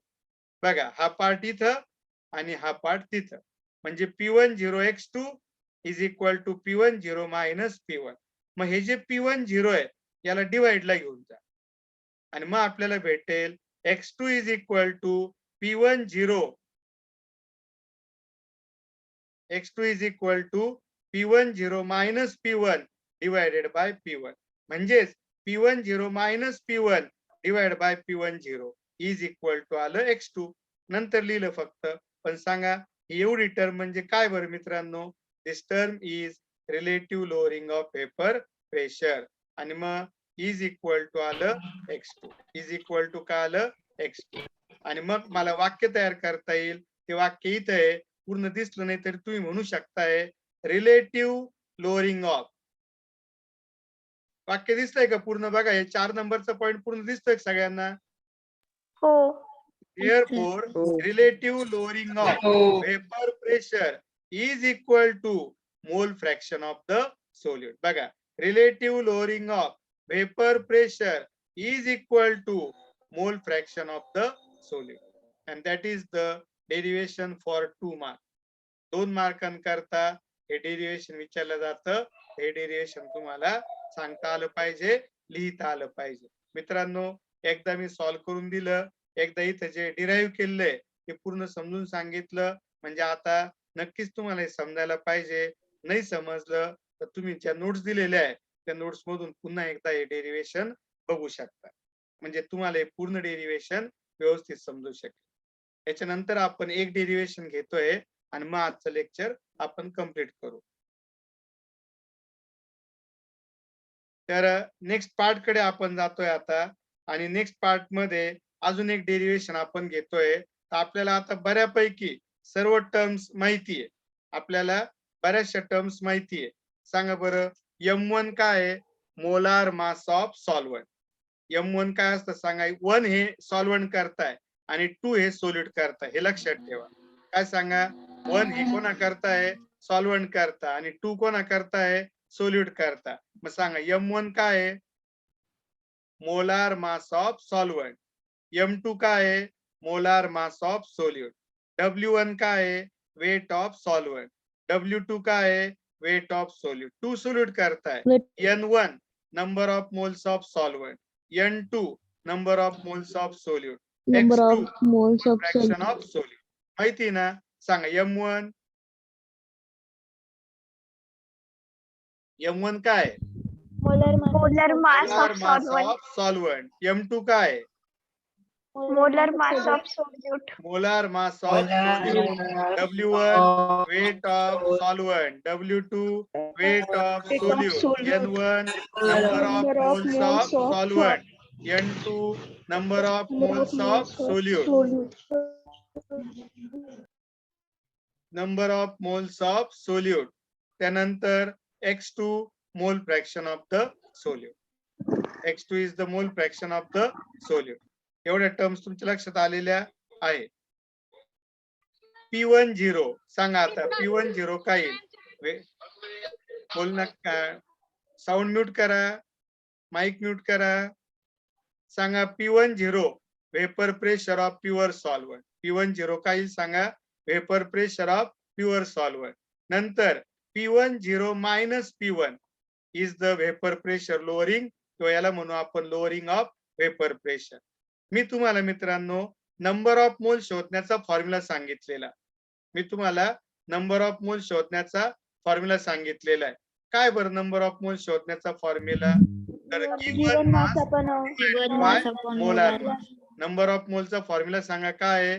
गिवन मास आणि डिवायडेडला कोण येतंय सांगा? मोलार.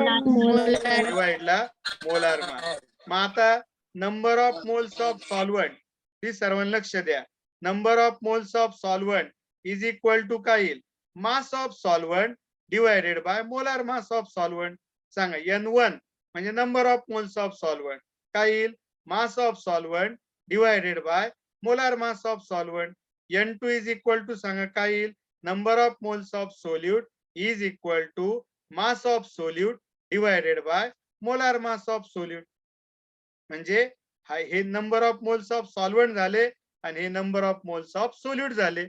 आता मला X2 घ्यायचंय. आता मला काय घ्यायचंय? X2. मित्रांनो मी तुम्हाला X2 चा फॉर्म्युला सुद्धा एक्सप्लेन केलेला आहे. केलेला आहे का नाही सांगा. X2 म्हणजे कोणाचं मोल फ्रॅक्शन आहे बरं?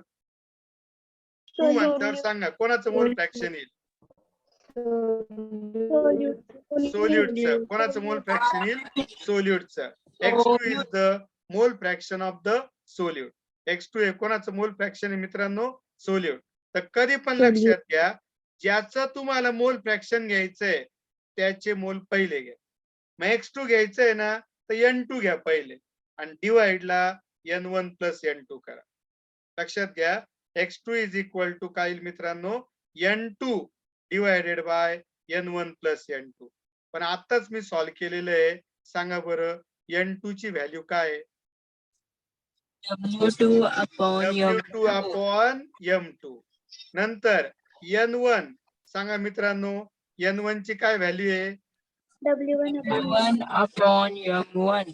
बरोबर आहे. W1 upon M1. आता सांगा N2 ची व्हॅल्यू सांगा. N2 ची काय व्हॅल्यू आहे? W2 upon M2. फक्त व्हॅल्यू पुटअप केलंय, बाकी काहीही बदल केलेला नाहीये. बाकी फक्त व्हॅल्यू पुटअप केले आहे, बाकी काहीच बदल नाही केलेला. मग आता लक्षात घ्या, जेव्हा एखादं सोल्युशन व्हेरी डायल्यूट आहे. सोल्युशन कसं आहे सांगा? डायल्यूट. बघा मी डायल्यूट सोल्युशनचं एक्झाम्पल सांगतोय. 1 लिटर पाणी घ्या. 1 लिटर काय घ्या? पाणी.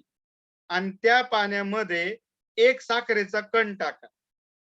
त्या पाण्यामध्ये सांगा 1 साखरेचा कण टाका आणि व्यवस्थित मिक्स करून घ्या.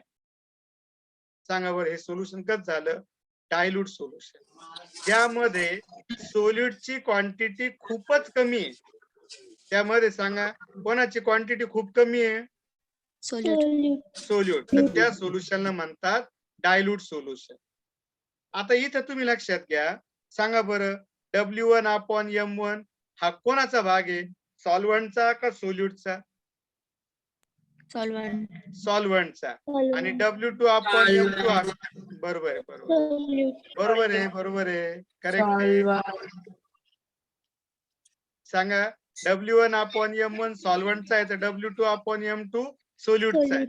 पण इथं सोल्युशन कसं आहे? एकदम डायल्यूट आहे. तर डायल्यूट सोल्युशन मध्ये सांगा कोण खूप कमी असतं बरं? Solute. आताच मी तुम्हाला सांगितलेलं आहे डायल्यूट सोल्युशन मध्ये कोण खूप कमी असतं? सोल्यूट खूप कमी असतं. डायल्यूट सोल्युशन्स मध्ये सोल्यूट एकदम कमी असेल आणि जेव्हा सोल्यूट एकदम कमी असेल, बघा आता इथं सांगा आपण आताच हे पाठ बघितलेला आहे. कोणता पाठ बघितला? तर relative lowering of vapour pressure is equal to X2 बघितलं. पण relative lowering of vapour pressure म्हणजे कोण आहे? P10 minus P1 upon P10 is equal to X2. पण P10 मायनस P1 म्हणजे कोण असतं? डेल्टा P आणि divided by P10 is equal to X2. हा फॉर्म्युला आपण आता सॉल्व्ह केला याच्या लास्ट एक डेरिवेशन मध्ये. सांगा काय वाक्य याचं? Relative lowering of vapour pressure is equal to mole fraction of the solute. Relative lowering of vapor pressure is equal to mole fraction of the solute म्हणजे X2. पण आताच आपण सॉल्व्ह केलं तर सांगा बरं आता आपण सॉल्व्ह केलं तर X2 ची व्हॅल्यू काय आलेली?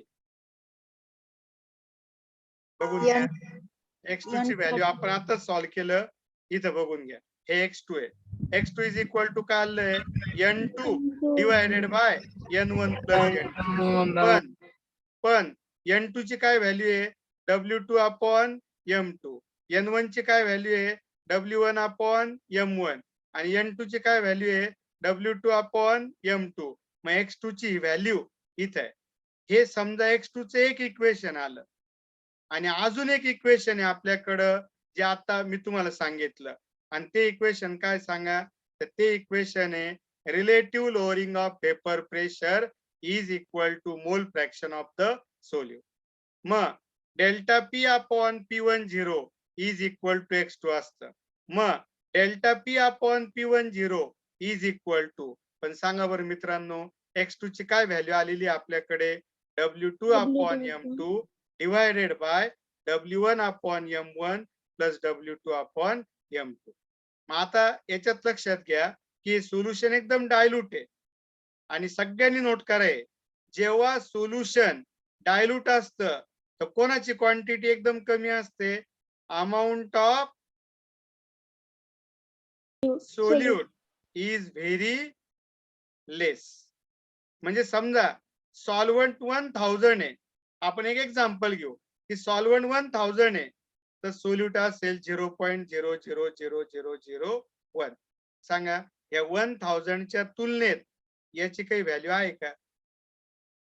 काहीच नाही. इतकं कमी आहे की 1000 च्या तुलनेत याला मी निग्लेक्ट केलं तरी चालेल कारण त्याची व्हॅल्यूच खूप कमी आहे. तशी इथं कंडिशन आहे. मला सांगा हे कोणाचा भाग आहे? Solvent. सॉल्व्हंटचा जो किती आहे? 1000. आणि हा कोणाचा भाग आहे? सोल्यूटचा जो किती आहे सांगा? 0.00 बरेचसे 0 आणि 1 0.0001. म्हणजे बरेचसे 0 आणि 1. मग हा भाग कमी आहे का जास्त आहे? कमी. मग या दोघांच्या ऍडिशन मध्ये हा भाग इतका कमी आहे की याला निग्लेक्ट केलं तरी चालेल. लक्षात घ्या याला निग्लेक्ट केलं तरी चालेल. मग सांगा याला निग्लेक्ट केल्यानंतर मी डेरिवेशन काय घेऊ शकतोय बघा. Delta P divided by P10 is equal to W2/M2 divided by W1 divided by M1. आणि याला मी निग्लेक्ट करून टाकलं. त्याने विचारलं का बरं मला निग्लेक्ट केलं? त्याला सांगायचं या ऍडिशन मध्ये तुझी व्हॅल्यू खूप कमी आहे. कोणी म्हणाल मग सर इथं का निग्लेक्ट नाही केलं, तर इथं जरी व्हॅल्यू कमी आहे पण तो एकटा आहे, आणि इथं ही व्हॅल्यू कमी आहे पण ती ऍडिशन मध्ये खूप कमी आहे, म्हणून ऍडिशन मध्ये तुम्ही याला निग्लेक्ट करणार, एकटा असताना नाही करणार. कळालं? म्हणून याला इथं निग्लेक्ट नाही केलं पण इथं केलं, कारण ही ऍडिशन मध्ये तो खूप कमी आहे आणि हा कमी आहे पण एकटा आहे, त्यामुळे इथं नाही निग्लेक्ट करू शकत. मग W2 upon M2 divide by W1 upon M1. मग delta P divided by P1 0 is equal to आलं W2 अपॉन M2 इंटू याला मल्टिप्लायला आणलं तर M1 अपॉन W1, आणि थोडं पाठ होईल अशा पद्धतीने लिहून घेतलं तर काय येईल बघा. पहिलं मी काय करतो, पहिलं घेतो, पहिलं अल्फाबेट म्हणजे W आणि M मध्ये जर कम्पेअर केलं तर W पहिले येतं का M पहिले येतं, M. नंतर 1 आणि 2 मध्ये कम्पेअर केलं तर 1 पहिले येतं.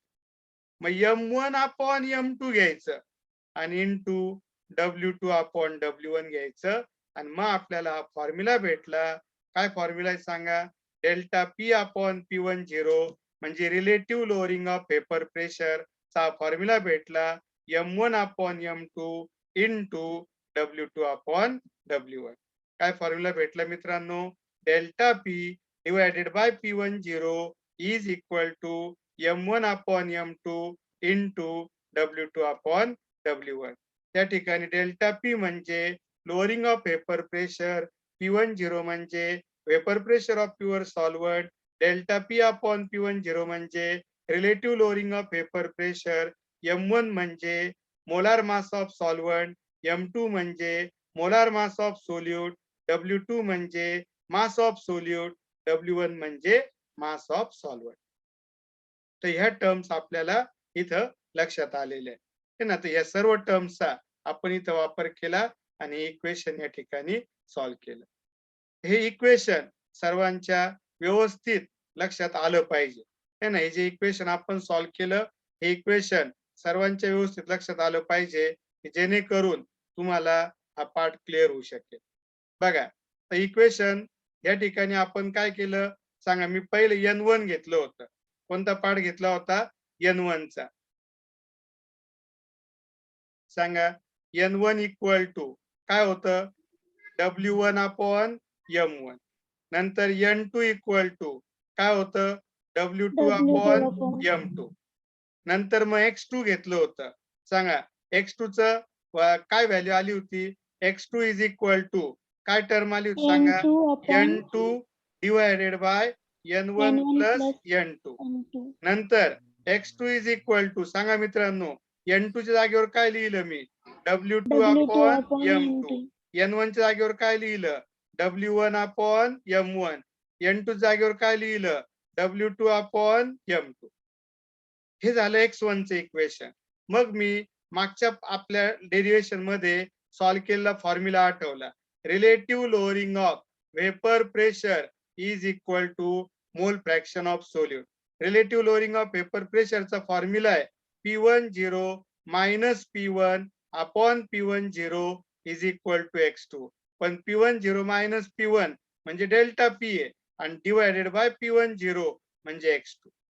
आता हे झालं मी लास्ट डेरिवेशन घेतलेलं, ते काय आलं सांगा, relative lowering of paper pressure is equal to mole fraction of solute. पण मी आताच इथे X2 चा फॉर्म्युला घेतलेला आहे. आताच इथं कोणाचा फॉर्म्युला घेतलेला आहे, X2 चा हा फॉर्म्युला आहे. हा फॉर्म्युला मी इथं पुटअप करतो. मग सांगा, delta P divided by P1 0 is equal to X2 जागेवर लिहितोय W2 upon M2 divide by सांगा काय येईल, W1 upon M1 plus W2 upon M2. सांगा, W1 अपॉन M1 हा सॉल्व्हंटचा पार्ट आहे आणि W2 अपॉन M2 सोल्यूटचा पार्ट आहे आणि सोल्युशन डायल्यूट आहे. तर सगळ्यात कमी कोण आहे, तर सगळ्यात कमी कोण आहे सांगा, W2 अपॉन M2.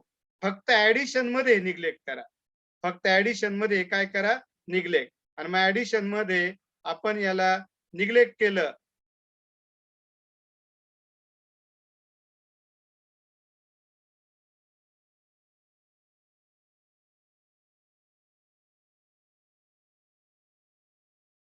ठीक आहे. ऍडिशन मध्ये आपण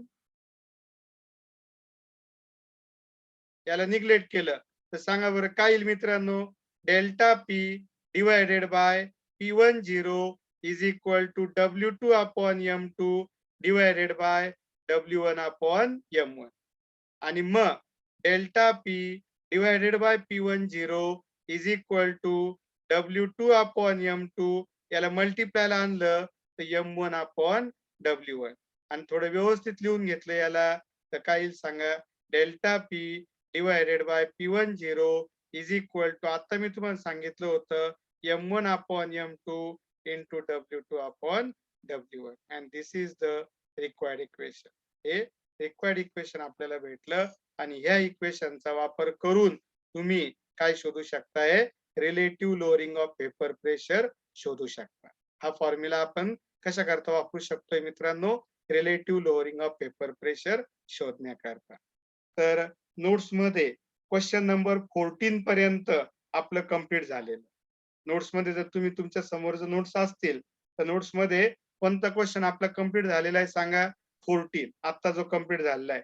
तर तुम्ही काय करा लेक्चर झाल्यानंतर क्वेश्चन नंबर 12 क्वेश्चन नंबर 13 आणि क्वेश्चन नंबर 14 हे 3 डेरिवेशन नोटबुक मध्ये लिहून बघा. हे 3 डेरिवेशन नोटबुक मध्ये लिहून बघा. व्यवस्थित तुम्हाला समजू शकतील. काही अडचण येणार नाहीये. कळालंय सर्वांना. तर ह्या पद्धतीने आपल्याला आजचं हे जे लेक्चर आहे हे आपण इथं थांबवतोय आणि उद्याच्या लेक्चर मध्ये मग आपण पुढचा पार्ट कंटिन्यू करू. आजच्या लेक्चर मध्ये जेवढं एक्सप्लेन केलंय समजलं का सगळ्यांना. हो. बऱ्यापैकी समजलं ना. है ना. तर काय करा एकदा लिहून पण बघा डेरिवेशन म्हणजे तुम्हाला ते डेरिवेशन पूर्ण क्लिअर होतील. आजची ही मीटिंग आपण इथेच थांबवतोय. Thank you friends. Thank you very much. Thank you sir.